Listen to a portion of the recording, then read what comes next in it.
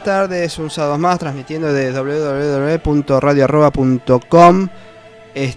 Nuestro invitado va a estar breve, vamos a hacer un bloque entero de media hora para aprovechar al invitado que tiene que retirarse por cuestiones particulares de su vida particular.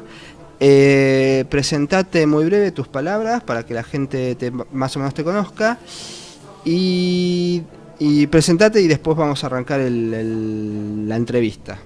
Con mucho gusto, mi nombre es Edgardo Form, soy presidente del Instituto Movilizador de Fondos Cooperativos, vicepresidente de la Confederación Cooperativa de la República Argentina y colega radiofónico porque conduzco un programa dedicado a la economía solidaria que sale al aire de marzo a diciembre en AM 770 Radio Cooperativa. El programa se llama Desde la Gente. Y el resto de curiosidad, ¿no? Nosotros, por ejemplo, en el programa, antes lo hacía solo el programa y ahora somos tres.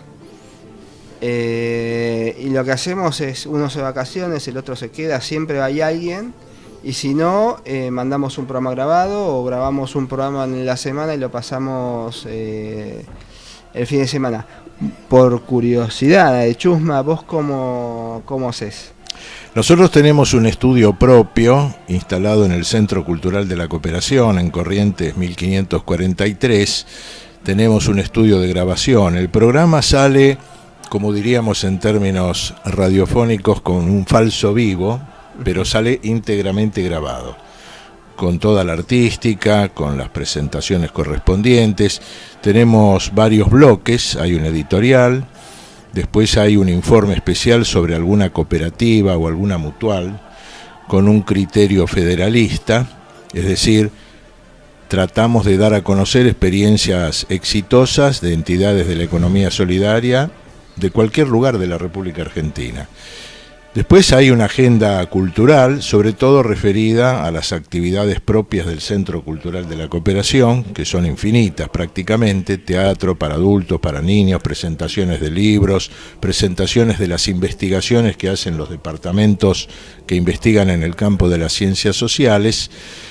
Ya casi hacia el final del programa, en el penúltimo bloque, hay un reportaje de aproximadamente 15 minutos con alguna personalidad destacada, sobre todo, no solo del ámbito cooperativo, también del ámbito cultural, científico, y hay efemérides que están referidas a las fechas claves de la historia argentina, o del nacimiento o de la muerte de algún personaje muy importante, de la cultura o de la historia o de la política.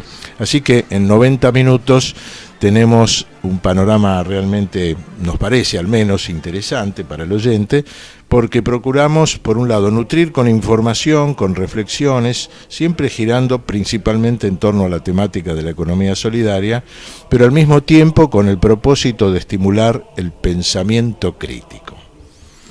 Muy bien. ¿Y de los 3 meses vacantes pasan programas repetidos? ¿O? No, hacemos una pausa, nos despedimos de los oyentes en la última emisión del mes de diciembre. Enero y febrero descansa todo el equipo, los 2 colegas que están en la producción, y nosotros compartimos la conducción del programa con una compañera de trabajo, con Liliana Carpenzano. Además hay una columnista que se refiere a temas de la coyuntura, que es la doctora en sociología Ana Grondona.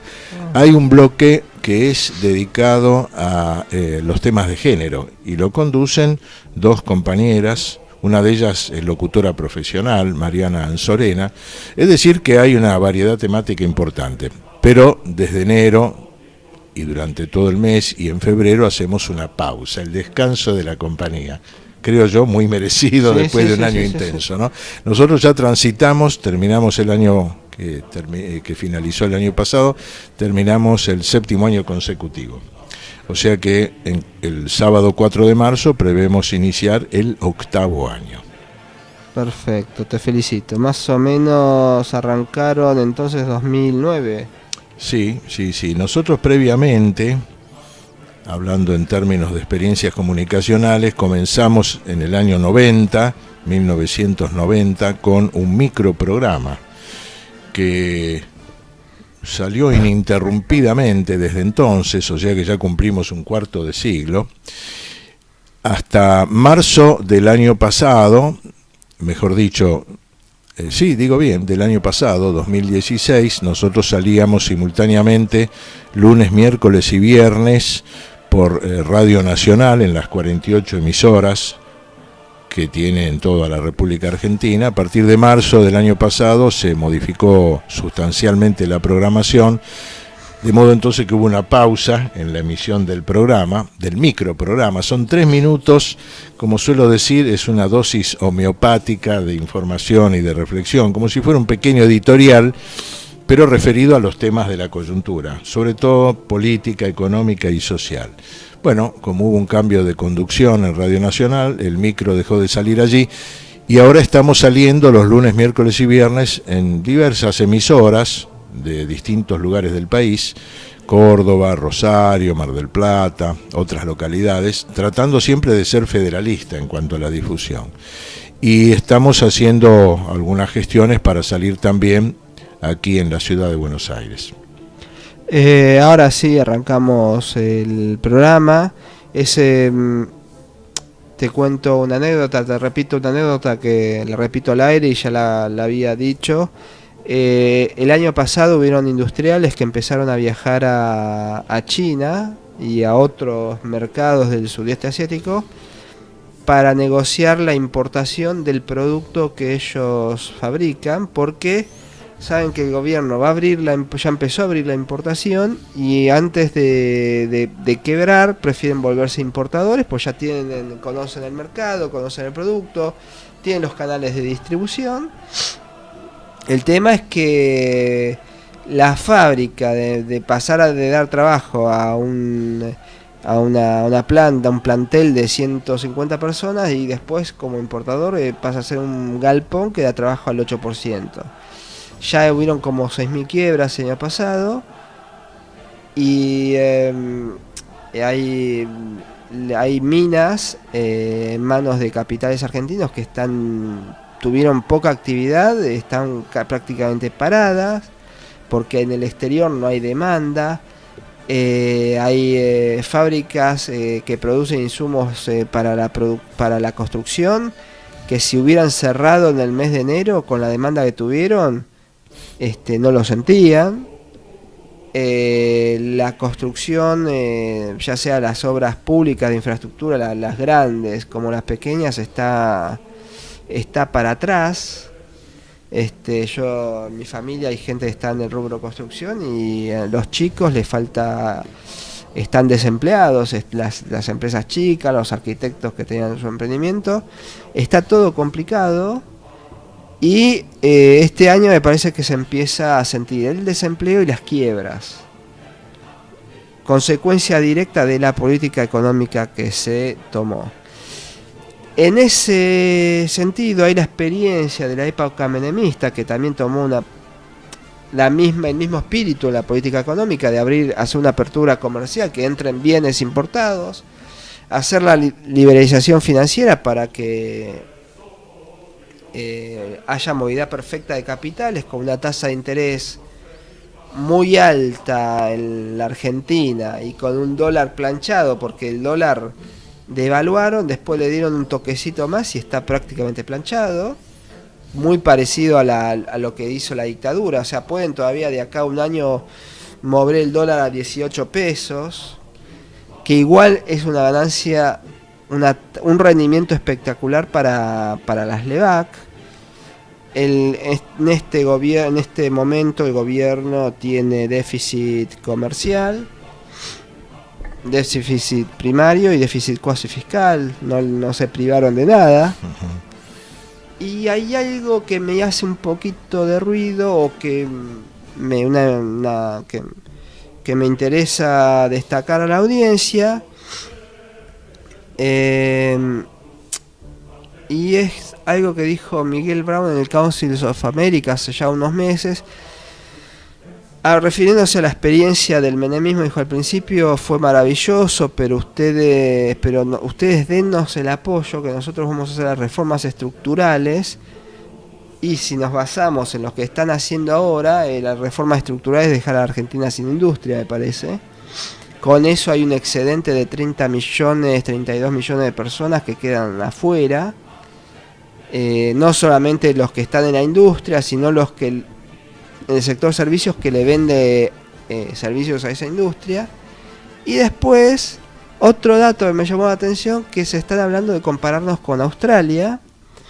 Australia tuvo una economía abierta, tuvo un déficit comercial durante 26 años continuos, pero Australia tenía un valor estratégico para el capitalismo anglosajón, y era que los australianos y los neozelandeses pararon a los japoneses en Guadalcanal en la Segunda Guerra, y están ahí cerquita de China.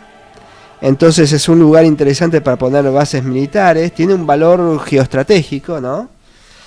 Y un dato que a veces la gente no lo toma en cuenta, pero tienen bases que hacen inteligencia electrónica que se usaron durante la Guerra de Malvinas, y ahora ya después de la Guerra de Malvinas los ingleses pusieron una base que monitorea todas nuestras comunicaciones, que en Mont Pleasant, y bueno, los chinos pusieron la réplica o están construyendo la réplica en Neuquén.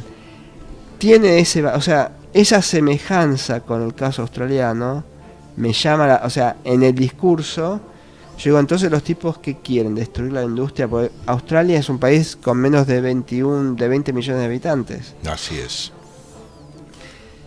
Entonces, ¿qué tenemos que hacer? Destruir la industria y vivir de la minería, de la pesca, la minería, pesca, producción agrícola y turismo. Esa situación, ese es el escenario que yo estoy viendo de acá a los próximos 3 años. Y parte de ese escenario es que la gente que se quedó sin trabajo durante el menemismo, sobre el final y en la época de la Rúa, empezaron a tomar las fábricas y las industrias y las empresas de servicios y a constituir cooperativas, porque no le quedaba, porque estuvieron en la desesperación. Entonces, como queda poco programa, yo quisiera tratar la cooperativa como una salida a ese escenario. Más adelante te invito más adelante, en mes de marzo o abril, para que hablemos un poco más de lo que es el cooperativismo. Pero como estamos escasos de tiempo, aprovechémoslo para eso, que es lo más urgente con respecto a este año. ¿Vos qué reflexión te merecen mis palabras? ¿Estás de acuerdo? ¿Me faltó destacar algo que a vos te parece importante? Comparto la reflexión. Por el camino que vamos, indudablemente se tiende a disminuir en forma dramática lo que llamamos el mercado interno. Por un lado, el cierre de muchas pequeñas y medianas empresas que, como consecuencia de la apertura de la economía, de la importación de productos que se fabrican aquí, estaríamos financiando el trabajo de sectores del exterior, porque al comprar productos importados, evidentemente estamos comprando el valor agregado que le agregan, valga la redundancia, los trabajadores de los países que exportan a la República Argentina, en detrimento de las fuentes de trabajo de nuestro país. Por ese camino, indudablemente vamos hacia un proyecto de país donde sobra gente. Porque si bien es cierto que nosotros tenemos ventajas comparativas, porque tenemos un campo extraordinario con capacidad de producción de alimentos para muchos centenares de millones de personas en todo el mundo, el campo puede generar divisas, producto de la exportación de productos del sector primario, pero genera pocos puestos de trabajo. Para generar más puestos de trabajo y consolidar un proyecto de país con un mercado interno consolidado, en expansión, hace falta la industria. Y todo indica que hay una política destructiva de la industria nacional. Y eso genera desocupación, genera pérdida de horizonte, de perspectiva de vida, y ahí aparece, como vos decís, la posibilidad, la alternativa de constituir cooperativas. Pero hay que dejar en claro que, por ejemplo, la creación de una cooperativa de trabajo por sí sola no genera trabajo. Hay dos factores claves para el armado de una cooperativa. Siempre solemos decir, hace falta, por un lado, la voluntad asociativa de quienes van a integrar la cooperativa, que se resuelve, se constituye a partir de una decisión voluntaria de un conjunto de personas que se reúnen para resolver problemas comunes, entre ellos, por ejemplo, el acceso al trabajo decente, como dice la OIT. Pero además de la buena voluntad, que por sí solo sería puro voluntarismo, hace falta tener un proyecto que sea viable, que se pueda sustentar en el tiempo, y eso implica, por ejemplo, tener un mercado que compre los productos o los servicios que la cooperativa va a generar. Si es una cooperativa de albañiles, para dar un ejemplo muy puntual, o de trabajadores que saben hacer reparaciones domésticas o reparaciones edilicias, plomería, electricidad, etcétera, necesitan tener un mercado que consuma, que compre los servicios que va a dar la cooperativa. Para eso tiene que haber una población con poder adquisitivo para pagar esos servicios. O una cooperativa textil, como ha sucedido, como existe en la actualidad, a partir de empresas que han quebrado o cuyos dueños se fueron en momentos de crisis económica, que son recurrentes en la República Argentina, los trabajadores se pueden hacer cargo de la empresa. Ahora, esto supone por lo menos dos grandes desafíos. Un desafío muy importante implica el cambio cultural, que es pasar de ser trabajador en relación de dependencia a autogestionar la empresa, y entonces hay que gerenciar, hay que saber comprar, hay que saber vender, hay que planificar la producción, hay que organizar. Además, este cambio cultural implica que los compañeros de trabajo que constituyen la cooperativa acepten determinadas reglas de juego. Antes había un patrón que marcaba el ritmo, las pautas. Tiene que ponerse de acuerdo a laburar entre todos. Laburar entre todos, y donde tiene que haber alguien, un par, como diríamos, para usar un latinazgo, el primus inter pares, el primero entre los iguales, que va a tener que ser el presidente o que va a tener que ser el gerente, y a veces se dificulta esa aceptación de cambio de roles. Entonces, en un contexto de achicamiento del mercado interno, de deterioro del poder adquisitivo del salario, de una política destructiva de la industria nacional, si bien se pueden gestar y desarrollar experiencias cooperativas, el contexto no ayuda a que esa cooperativa pueda prosperar. De modo que, si bien la constitución de una empresa autogestionada por los trabajadores puede ser indudablemente una alternativa importante, eso solo no resuelve el cambio de modelo que predomina en la República Argentina, porque evidentemente estamos ante un escenario que además va a contramano de lo que ocurre en otros lugares del mundo. Verbigracia, en Estados Unidos, acaba de asumir la presidencia un señor que dice que hay que defender el trabajo de los norteamericanos. Entonces quiere cerrar fronteras y quiere que el trabajo lo generen los trabajadores, los operarios norteamericanos. Con lo cual vamos a empezar a tener serios problemas. Ya empezamos a tener problemas para exportar limones, por ejemplo.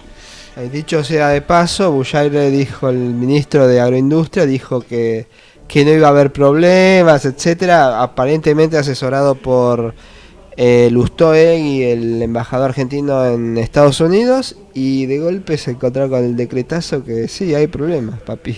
Exactamente. Entonces, estamos en un mundo que no está creciendo, con dificultades, con una crisis que arrastra desde hace varios años, desde el 2008 por lo menos, la crisis de las hipotecas basura, y todo eso, en definitiva, ha recaído, sobre todo, encima de los sectores más humildes, más modestos, más postergados. Hace poco alguien recordaba que en Grecia ya hubo por lo menos 10 u 11 planes de ajuste, porque el ajuste es interminable, sí. Porque los que quieren cobrar, en el caso de las deudas externas de los países en vías de desarrollo, son insaciables, y las deudas se convierten en una hipoteca impagable a lo largo del tiempo.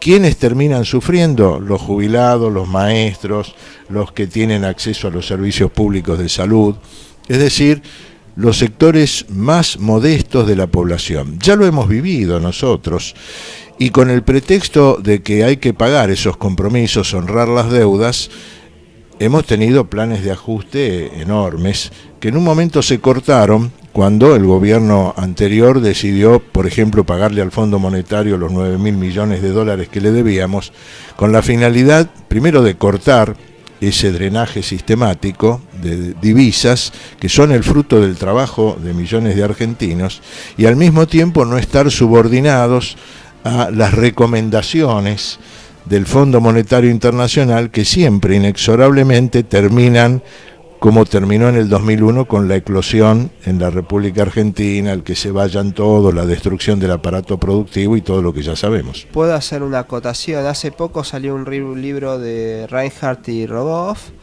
Rogoff es son dos académicos, son dos teóricos monetarios.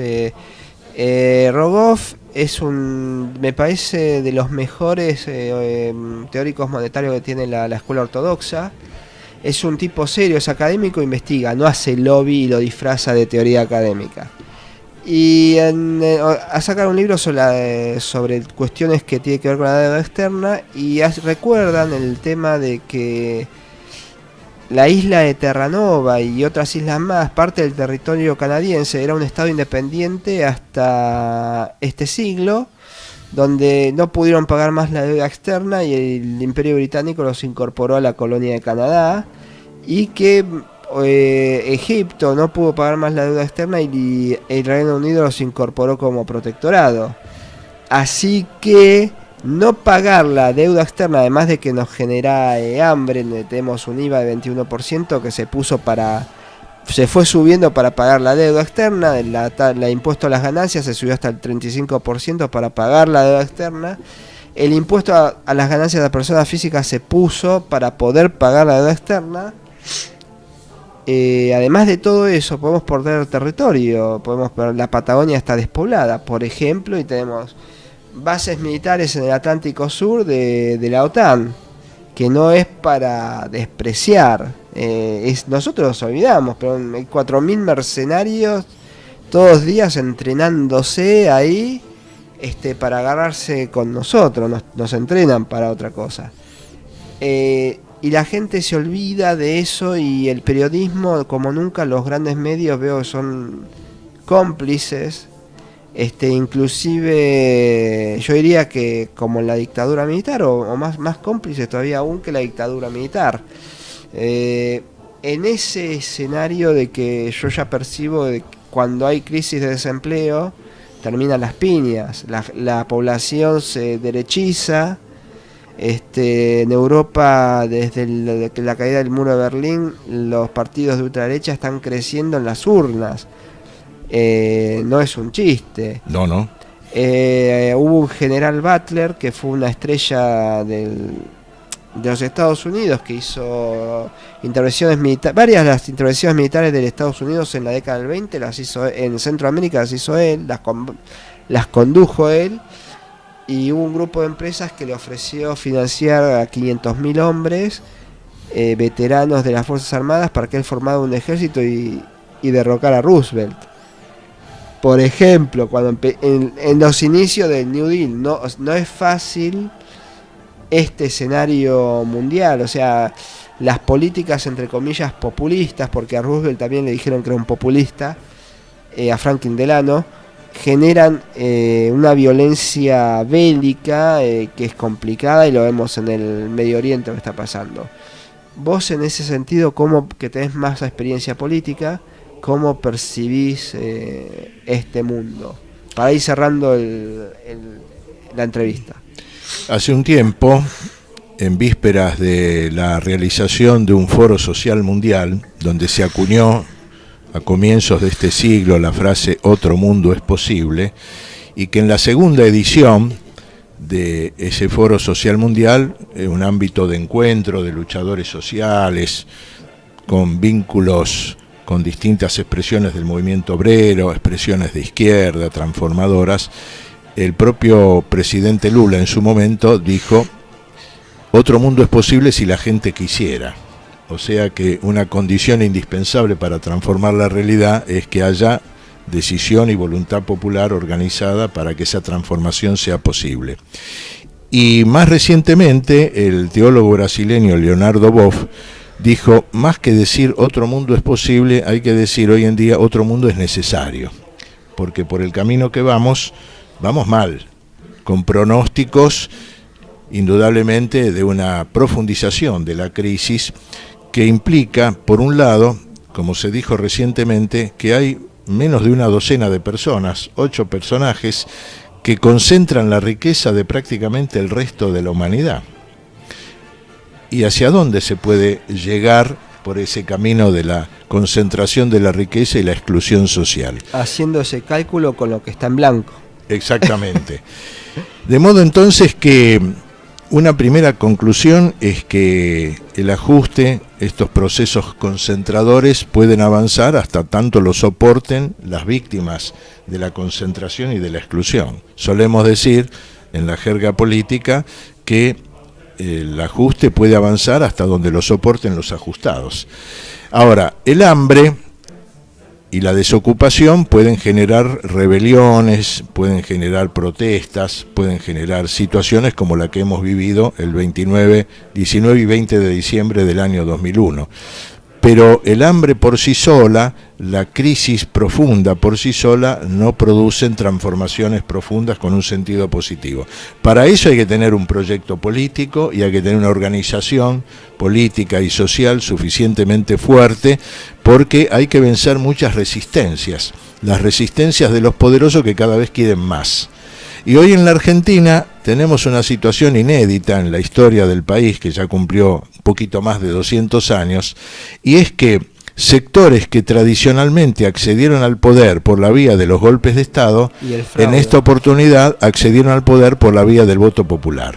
Es un hecho nuevo, que tiene que ver, entre otras cosas, con la prédica de esos medios de comunicación concentrados y hegemónicos que han taladrado la cabeza de la gente, y en función o a partir de esto hubo sectores populares modestos que han votado por esta política que termina afectando precisamente a esos mismos ciudadanos, de manera tal que estamos en un escenario de extrema complejidad en el país y en el mundo, y esto induce o exige una reflexión profunda de cuáles son y cuáles deben ser los caminos de construcción de otras alternativas para un proyecto de país que le dé cabida digna a los 40 y tantos millones de habitantes que somos hoy en día.